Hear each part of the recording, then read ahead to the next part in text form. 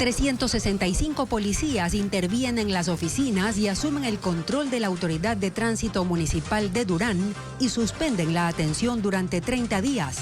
En paralelo, el gobierno asume el control del Cuerpo de Bomberos y designará una nueva administración.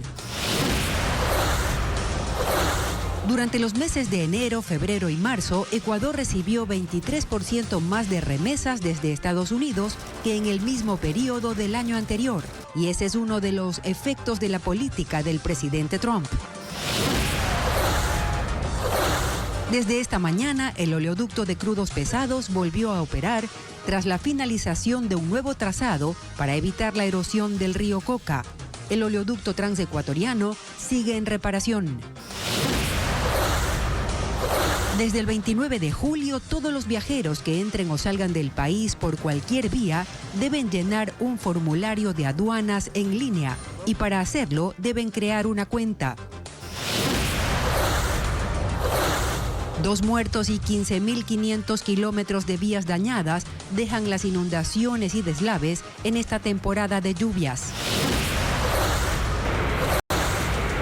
En Estados Unidos, las lluvias no dan tregua. En Texas, aumenta a 89 las víctimas por las inundaciones. Y en Carolina del Norte, 50 personas fueron rescatadas de sus casas. 365 policías allanaron 5 instalaciones de la Autoridad de Tránsito de Durán. Hola, María Isabel. Gaby y amigos, buenas tardes. Desde hoy, los policías asumen la competencia de la totalidad de las actividades de tránsito en ese cantón. Merlin Ochoa con el informe. Desde las 7 de la mañana, la policía irrumpió en 5 puntos estratégicos, entre ellos la sede administrativa de la Autoridad de Tránsito de Durán, el patio de matriculación y revisión y el centro de retención vehicular, el complejo judicial y oficinas del municipio, todas relacionadas a la Autoridad de Tránsito de ese cantón. 195 vigilantes municipales quedaron subordinados a la cadena de mando policial, mientras peritos de criminalística revisan computadoras, archivos y bases de datos. El ministro del Interior, John Reinberg, sostuvo que el control de los grupos delictivos sobre el tránsito era absoluto.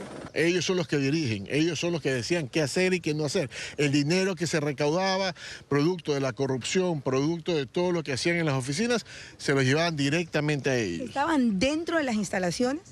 Mire, la gente, los GDOs captan personas, ¿no? Y cualquiera puede ser captado. Todos los servicios de la Autoridad de Tránsito se suspendieron durante 30 días. La circulación vehicular no se detendrá, pero ahora policías de tránsito asumirán controles y citaciones en la vía pública. Son 215 servidores policiales que van a estar permanentemente destinados al servicio y control de tránsito, operativamente y administrativamente. La medida busca blindar la institución mientras se rastrea la ruta del dinero y se determina el grado de participación de funcionarios y contratistas municipales. Vehículos robados que son matriculados, vehículos que no pueden pasar las pruebas son matriculados. Todos los vehículos que pasan en transportes pesados son vacunados. El ministro también pidió a la Contraloría General del Estado una auditoría integral. Y el Cuerpo de Bomberos de Durán también fue allanado esta mañana por policías. Y el Cuerpo de Bomberos de Durán también fue allanado esta mañana por policías. Según el gobierno, el operativo será por denuncias que revelaron que la institución extorsionaba a compañías y comerciantes del cantón. Estefanía Arias con las declaraciones de las autoridades. La intervención al Cuerpo de Bomberos de Durán fue simultánea a la que el gobierno hizo en oficinas de tránsito. Los uniformados llegaron a la entidad, cercaron la entrada y comenzaron a sacar al personal al patio sin sus pertenencias. Cada una de las oficinas era revisada y algunos trabajadores fueron interrogados.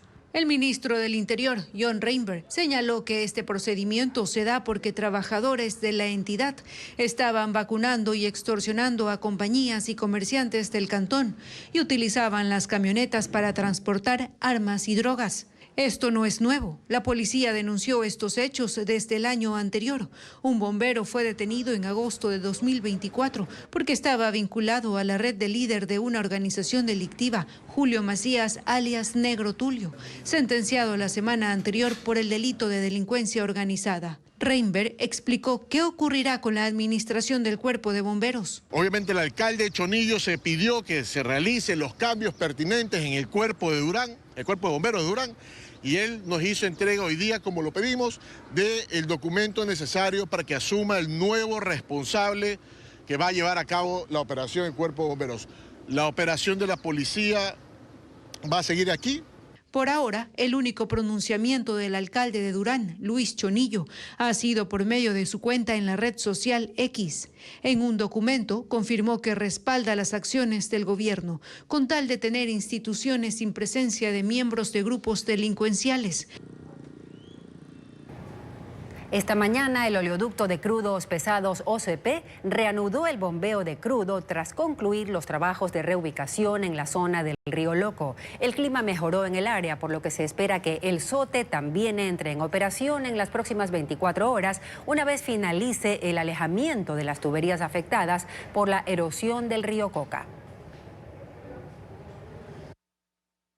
La intensidad de las lluvias en Piedrafina, en Napo, donde se hace el nuevo trazado del SOTE y el OCP, bajó durante el fin de semana. Eso permitió que los trabajos en el OCP terminen y esta mañana se reanude el bombeo de crudo. En un comunicado, OCP señala que concluyeron los trabajos, que se hicieron pruebas para una operación segura y que a las 8:26 se reanudó el bombeo. No se precisa la cantidad de barriles que se están transportando. Por la misma ruta va el sistema del oleoducto transecuatoriano SOTE. Los soldadores y técnicos recibieron la orden de trabajar 24 horas para retomar el bombeo de crudo lo antes posible. Entre el 1 y el 5 de julio, según las cifras de Petroecuador, la producción disminuyó en 205,000 barriles. En este tramo se han ubicado las bases para el soporte de los tubos y se harán las pruebas de operación segura para posiblemente reanudar el bombeo en las próximas 24 horas, si el clima lo permite. El nuevo trazado es una medida para poner a buen recaudo la infraestructura petrolera. Estudios geológicos de OCP y Petroecuador dan cuenta de que en esta zona el suelo no es lo suficientemente fuerte para evitar el fenómeno de la erosión del río Coca. Por esto se ha propuesto reubicarlos definitivamente, pero tiene un costo de $250 millones. La paralización por fuerza mayor ha permitido reprogramar las exportaciones y el alto precio internacional del petróleo por el momento favorece al país para recuperar recursos.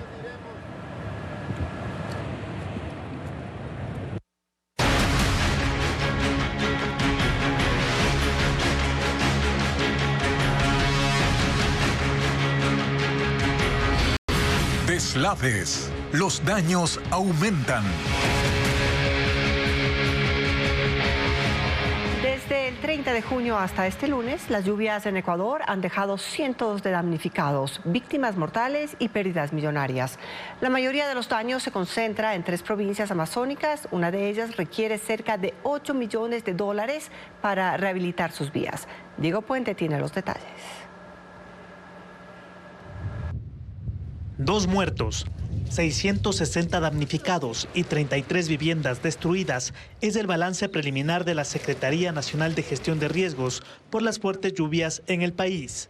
Esa institución ha contabilizado hasta el domingo 150 deslizamientos, socavones e inundaciones que han afectado 15.517 kilómetros de vías.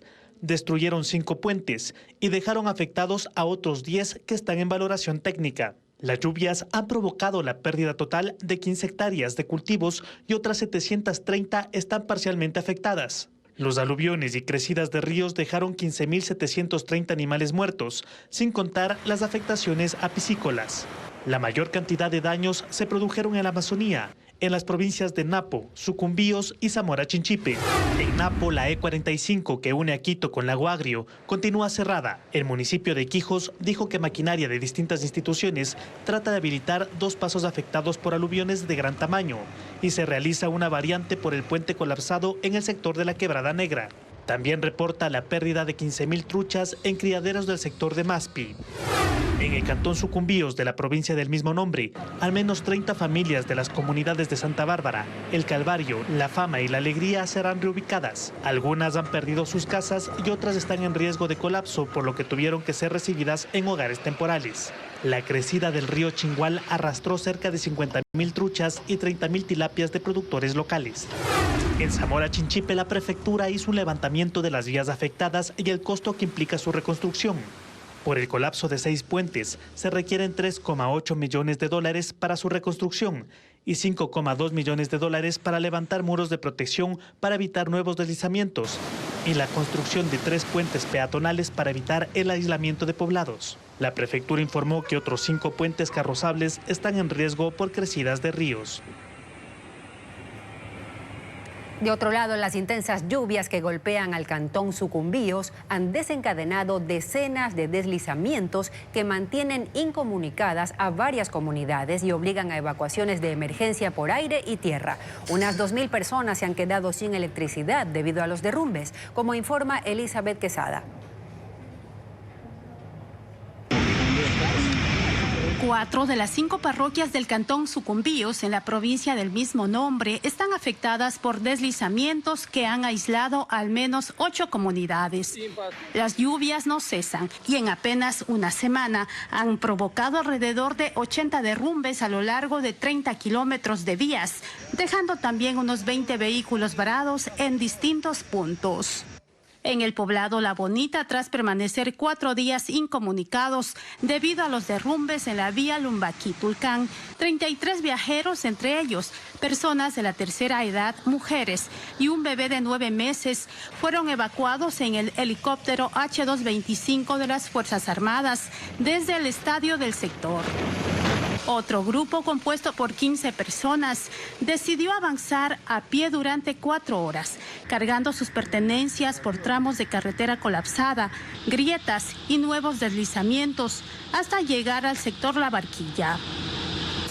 Allí fueron recibidos por bomberos en 2 vehículos que los trasladaron hasta la estación en Nueva Loja, donde recibieron atención de paramédicos antes de embarcarse en un bus que lo llevó de regreso a sus ciudades. En las zonas altas del cantón Sucumbíos, los derrumbes han dejado sin servicio eléctrico a cerca de 2.000 habitantes. Comuneros y trabajadores municipales organizan mingas para levantar los postes de luz derribados por los deslizamientos y lograr restablecer el suministro. Y se ha habilitado un albergue en la cabecera cantonal para recibir a los viajeros que no pueden continuar hacia sus destinos debido a los derrumbes. Desde el 29 de julio, todos los viajeros nacionales o extranjeros que ingresen o salgan del país deberán presentar el formulario de registro aduanero. Se trata de un requisito obligatorio que se debe completar de forma virtual. Adriana Bermeo lo explica. Desde el 29 de julio será obligatorio para las personas que ingresen o salgan del país por vía terrestre, aérea y marítima presentar el formulario de registro aduanero.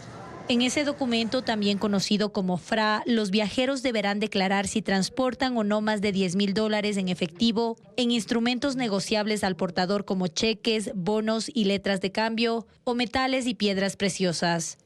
Para llenar el formulario debe ingresar a la página web www.aduana.gov.es, seleccionar Servicio al Ciudadano, escoger para viajeros y después formulario de registro aduanero. La primera vez tendrá que crear una cuenta con su nombre, fecha de nacimiento y número de identificación. El registro aduanero se puede llenar 3 días antes de la salida o entrada al país, hasta el mismo día del viaje. Debe incluir el número de vuelo y el detalle y origen del dinero que transporta si supera los $10,000. Cumplir con el proceso toma alrededor de 10 minutos y al finalizar se genera un código QR y un documento PDF. Cualquiera de los dos podrá presentarse en migración y eventualmente será requerido por las autoridades aduaneras en el aeropuerto, pasos terrestres o terminales marítimas. La obligatoriedad de este requisito se da en cumplimiento de la Ley de Prevención y Combate del Lavado de Activos. El Servicio Nacional de Aduanas dijo a Televistazo que esta semana se emitirá una resolución con las sanciones para quienes no cumplan con este trámite.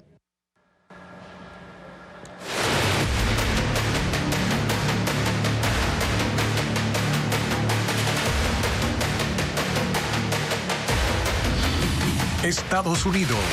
Las remesas en jaque. La legislación más reciente firmada por el presidente de Estados Unidos, Donald Trump, incluye un impuesto a las remesas. Estados Unidos impondrá una tasa del 1% a los montos superiores a $15 enviados por personas que no son ciudadanos. Como informa Eliana Suárez, este tributo se aplicará a las remesas en efectivo, cheque o giro postal.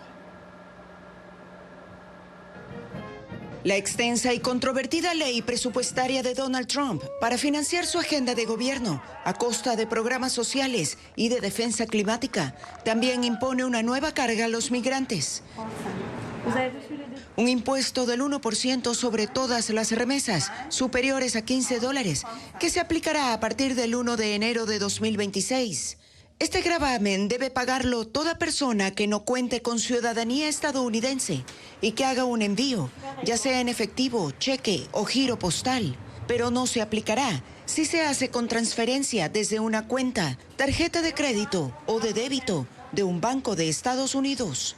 El gravamen se suma al 6% que las personas ya pagan como comisiones a los proveedores de servicio de remesas, como Western Union o MoneyGram. El proveedor que realiza la remesa retiene automáticamente el 1% y lo transfiere al servicio de rentas internas de forma trimestral. Según el Banco Mundial, Estados Unidos es el principal país emisor de remesas.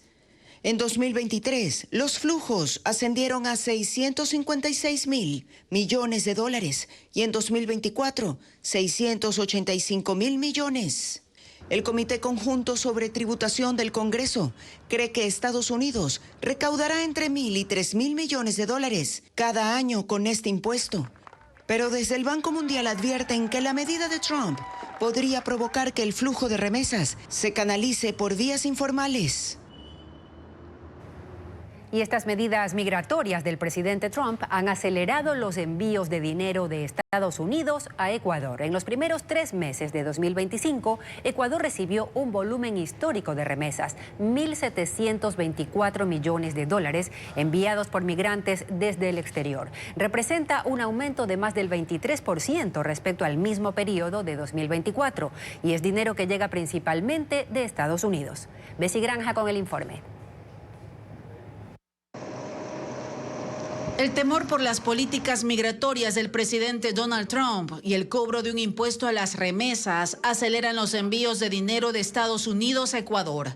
Así lo refleja el último reporte del Banco Central, el cual detalla que durante el primer trimestre de 2025 hay un récord histórico de remesas en comparación al año anterior.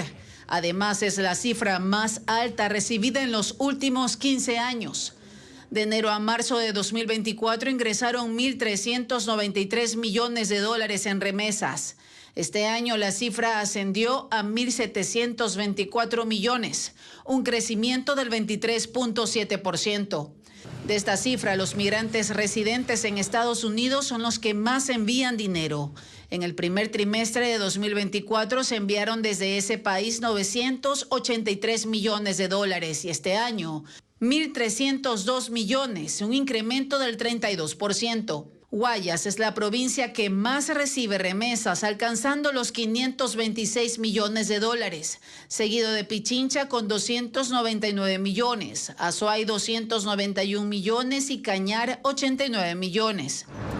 Según estudios del Banco Central, el aumento de las remesas responde al temor a las deportaciones masivas o restricciones financieras. Sin embargo, el fenómeno no es exclusivo de Ecuador. Guatemala y Honduras en Centroamérica, países con gran presencia de migrantes en Estados Unidos, también registran aumentos similares, confirmando que el miedo a Trump está reconfigurando las economías latinoamericanas dependientes de remesas. Los ecuatorianos en el exterior enviaron más dinero al país para asegurarse de que en caso de ser deportados podrían acceder a sus ahorros, pero también para ayudar a sus familiares mientras puedan. El sector exportador espera que Estados Unidos elimine el arancel del 10% que desde abril rige sobre los productos ecuatorianos que se exportan a ese país. Esa confianza se sostiene en la estrategia de negociación que el gobierno ecuatoriano planteó, en la que se abordaron los 16 obstáculos comerciales que Estados Unidos identificó. Desde hoy, Estados Unidos empezará a comunicar a sus socios comerciales los aranceles que regirán desde el 1 de agosto. Ecuador es uno de los países que está a la espera de esa resolución. En abril pasado, la administración Trump impuso un arancel de 10% a los productos ecuatorianos que ingresen a ese país. De inmediato, las autoridades ecuatorianas se sentaron en la mesa de negociaciones. En 2024, Ecuador exportó $5.043 millones a Estados Unidos. Importó de allá 2.736 millones. El resultado, una balanza comercial positiva de 2.307 millones. En el sector exportador, hoy se respira optimismo. Que el Ecuador va a ser uno de los primeros 19 países que llegaría a un acuerdo con los Estados Unidos. En eso sí estoy casi seguro. El arancel del 10% para el sector bananero representa un sobrecosto de $70 millones anuales. Sin embargo, están claros en que ese es un valor que se traslada. El que sería afectado en este caso sería el consumidor, que al final del día es el que pagaría, digamos, la factura al final de todo esto. La confianza del sector exportador radica en que la negociación que encabeza el ministro de Comercio Exterior y Producción giró alrededor de los 16 obstáculos que la Oficina de Comercio de Estados Unidos identificó en el caso de Ecuador. La primera señal que envió el país a su contraparte fue la reducción de los aranceles para los vehículos estadounidenses, que pasaron de estar entre un 35 y 40% a 10%.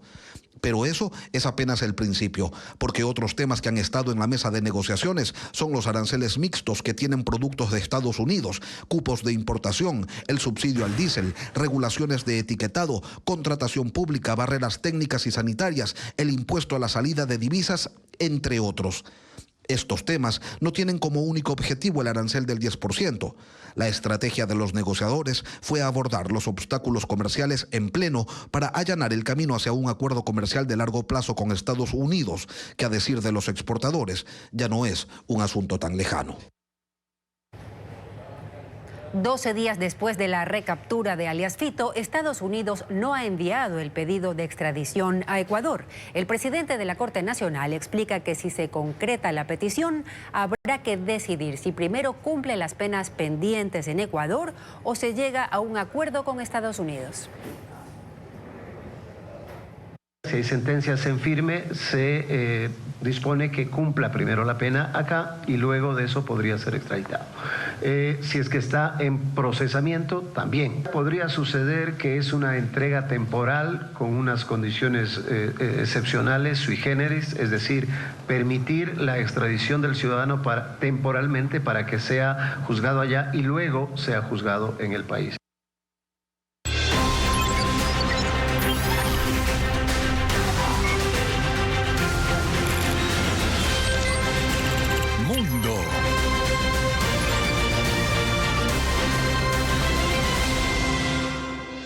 Estados Unidos enfrenta un clima extremo con inundaciones en Texas y una tormenta que causa estragos en regiones de Carolina del Norte y del Sur. En Texas se ha confirmado la muerte de 89 personas, mientras que en Carolina del Norte se llevaron a cabo rescates de personas atrapadas por el agua. Las lluvias continuaron este domingo en el centro de Texas, provocando inundaciones en carreteras y obligando a los habitantes de Hunt, una comunidad del condado de Kerr, el más afectado, a trasladarse a zonas más altas. Se confirmó la muerte de 89 personas por el desbordamiento de ríos desde el viernes. De esa cifra, 28 son menores de edad. Expertos meteorólogos aseguraron que en cuestión de 2 horas cayó el equivalente de 4 meses de lluvia. En medio de la tragedia, familias enteras lloran la muerte de 27 niñas y personal del campamento cristiano Mystic, arrasado por el río Guadalupe, mientras los rescatistas continúan buscando a otras 11 niñas desaparecidas y un guía del lugar.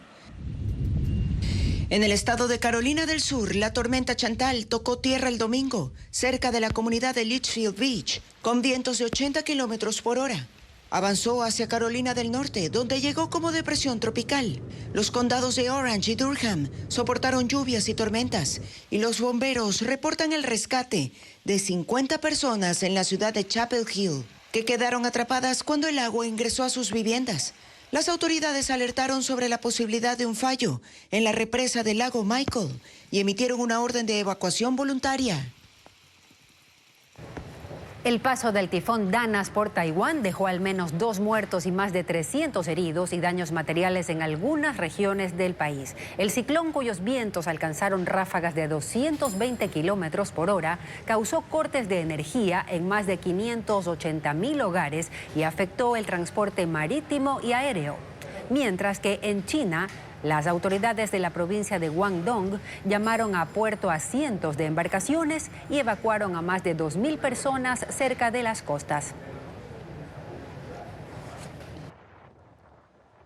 Semana clave para decidir el futuro de la guerra en Gaza. Emisarios de Israel y del grupo palestino Hamas retoman en Doha, Qatar, las conversaciones indirectas para un alto al fuego bajo los términos de una propuesta de Estados Unidos. Mientras, el primer ministro de Israel, Benjamín Netanyahu, se reúne hoy con el presidente Donald Trump en Washington. 21 meses de guerra están ahora frente a la posibilidad de un alto al fuego de 60 días que al menos dé un respiro a la población civil en la franja de Gaza. La fórmula no es desconocida, repite aspectos de propuestas previas como la liberación al menos parcial de rehenes vivos, quedan unos 20, y la devolución de cuerpos de los fallecidos en cautiverio, en total son unos 30. Pero Israel los quiere de vuelta a todos y el grupo Hamas aspira a que las fuerzas de defensa se retiren del territorio palestino. Las delegaciones se han vuelto a encontrar en Doha, capital de Qatar. No se informó sobre avances significativos del encuentro del domingo. Este lunes han tenido otras 2 rondas de diálogos y se espera algún anuncio luego de la reunión de hoy entre Donald Trump y Benjamín Netanyahu. Es el tercer viaje del primer ministro israelí a Washington este año. Son aliados estratégicos y luego de la operación militar de Estados Unidos e Israel en Irán, han dicho que se abren posibilidades para Gaza. Donald Trump presiona y quiere anunciar un alto al fuego esta semana. Dice que es indispensable para lograr la liberación de los rehenes, sin que esté claro si las actuales conversaciones permitirán que un siguiente paso sea poner fin a la guerra. Israel ha dicho que eso ocurrirá solo cuando el grupo Hamas se rinda y deje las armas. La cumbre de los países del BRICS, realizada en Brasil este fin de semana, intentó consolidar al grupo como una fuerza en la geopolítica global. La declaración de Río de Janeiro muestra la intención de ir más allá de una plataforma de coordinación económica. Aborda desafíos de seguridad y se compromete con un orden mundial multipolar. El grupo ha rechazado la amenaza del presidente de Estados Unidos, Donald Trump, de imponer un arancel adicional del 10% a las exportaciones de Brasil, India, China, Rusia y Sudáfrica, países a los que ha acusado de tener políticas antiestadounidenses. En la cita fue notoria la ausencia física de los presidentes de Rusia, Vladimir Putin, y de China, Xi Jinping. La producción y consumo de cocaína en el mundo ha incrementado. Según la Oficina contra la Droga y el Delito de las Naciones Unidas, esta es la droga ilícita de mayor crecimiento y Ecuador ocupa el segundo lugar en incautaciones. Paul Romero presenta el informe. El mercado global de la cocaína batió su propio récord en 2024, según el último informe de la Oficina contra la Droga y el Delito de las Naciones Unidas. El documento de 81 páginas difundido en Viena el 26 de junio señala que la producción ilegal se disparó a 3.708 toneladas, 34% más que el año anterior, convirtiéndose en la droga ilícita con mayor crecimiento en el mercado en los últimos 10 años. El consumo de cocaína creció de 17 a 25 millones de usuarios y los narcotraficantes abrieron nuevos mercados en África, Asia y consolidaron los de América y Europa. Esto refleja también en la cantidad de incautaciones que alcanzó otro récord, 2.275 toneladas, 68% más de las decomisadas entre 2019 y 2023. En ese lapso, Ecuador decomisó 670 toneladas y media, convirtiéndose en el segundo país que más cocaína incautó en el mundo, después de Colombia con 3.000 toneladas. Por su ubicación geográfica entre Colombia y Perú, los mayores productores de coca, Ecuador se mantiene como ruta clave de tránsito para el tráfico hacia América del Norte y Europa. El informe señala al puerto de Guayaquil como uno de los principales puntos de salida de la cocaína al mercado internacional. La ONU reconoce que el auge del narcotráfico ha contribuido a la escalada de violencia en Ecuador, vinculada a grupos delictivos locales y transnacionales, especialmente de México y los Balcanes. El impacto ambiental del tráfico de la cocaína también aparece en el informe, pero sobre Ecuador no precisa el número exacto de hectáreas afectadas por la deforestación y contaminación química. Taiwán lanzará al mercado un robot que cumplirá funciones de enfermero y podrá guiar a los pacientes por las instalaciones de un hospital. Además, gafas inteligentes proyectarán en tiempo real datos como la frecuencia cardíaca en el campo de visión del usuario. Ana María Palacios con las novedades tecnológicas. El Hospital Taichung Veterans General de Taiwán prueba un robot enfermero para aliviar parte de la carga del personal sanitario. Se mueve de forma autónoma por los pasillos del centro médico, gracias a un sistema de sensores que le permite esquivar obstáculos y evitar colisiones. Dispone de 2 brazos con capacidad para sujetar objetos, un compartimiento para transportar muestras o medicación, y puede guiar a los pacientes por las instalaciones. El robot llegará al mercado taiwanés para su comercialización en el 2026.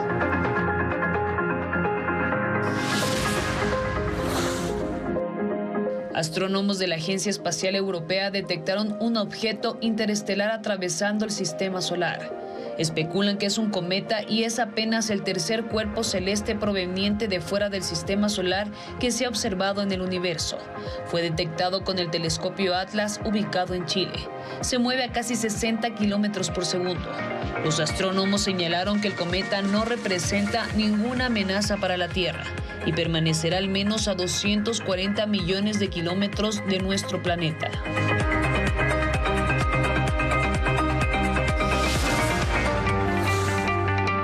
Las gafas inteligentes Engo 2 parecen sacadas de una película de ciencia ficción. Cuentan con un microproyector ubicado al puente nasal que proyecta en tiempo real datos como la velocidad, distancia, frecuencia cardíaca y otras métricas directamente en el campo de visión del usuario. Eliminan la necesidad de mirar constantemente el reloj o el cuentakilómetros mientras se corre o se monta en bicicleta. Son ligeras, resistentes al agua y compatibles con distintas aplicaciones deportivas.